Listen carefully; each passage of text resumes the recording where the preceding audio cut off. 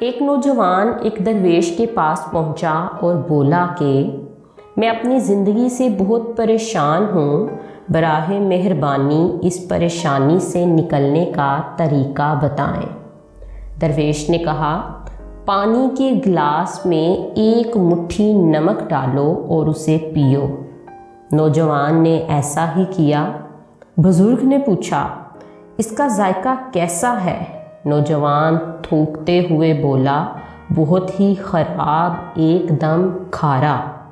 درویش مسکراتے ہوئے بولے، ایک بار پھر اپنے ہاتھ میں ایک مٹھی نمک لو اور میرے پیچھے پیچھے آؤ۔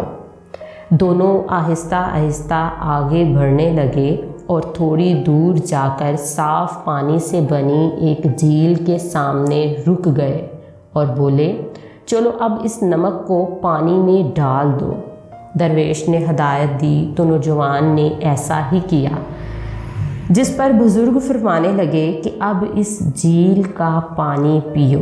نوجوان پانی پینے لگا۔ ایک بار پھر درویش نے پوچھا، بتاؤ اس کا ذائقہ کیسا ہے؟ کیا اب بھی تمہیں یہ کھارا لگ رہا ہے؟ نہیں، یہ تو میٹھا ہے، بہت اچھا، نوجوان بولا۔ درویش نوجوان کے پاس بیٹھ گئے اور اس کا ہاتھ تھامتے ہوئے بولے، زندگی کے دکھ بالکل نمک کی طرح ہیں، نہ اس سے کم نہ زیادہ۔ زندگی میں دکھ کی مقدار وہی رہتی ہے، لیکن ہم کتنے دکھ کا ذائقہ لیتے ہیں یہ اس پر منحصر ہے کہ ہم اسے کس کردار میں ڈال رہے ہیں۔ اس لیے جب تم دکھی ہو تو صرف اتنا کر سکتے ہو کہ خود کو بڑا کر لو، گلاس مت بنے رہو بلکہ جھیل بن جاؤ۔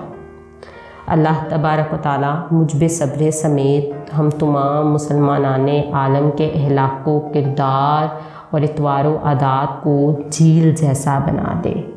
آمین ثم آمین یا رب العالمین۔